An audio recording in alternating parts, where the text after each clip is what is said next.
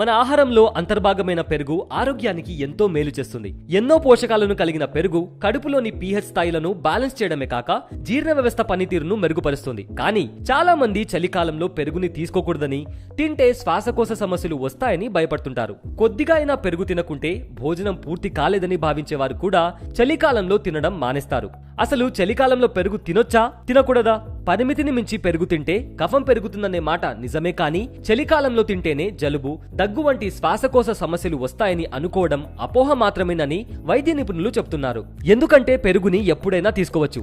ఇంకా దీనిలో శారీరక నిరోధక వ్యవస్థని మెరుగుపరిచి ఆరోగ్య సమస్యలను నిరోధించే శక్తి ఉంటుంది. చలికాలంలో ఎదురయ్యే జలుబు, దగ్గు వంటి సీజనల్ సమస్యలను కూడా ఇది నివారించగలదంట. ఎముకలు, దంతాలను బలోపేతం చేసేందుకు కావలసిన కాల్షియం, రక్తపోటు కంట్రోల్ చేసే పోషకాలు కూడా పెరుగు ద్వారా లభిస్తాయి. కాబట్టి పెరుగును చలికాలంలో కూడా నిరభ్యంతరంగా తీసుకోవచ్చని సూచిస్తున్నారు.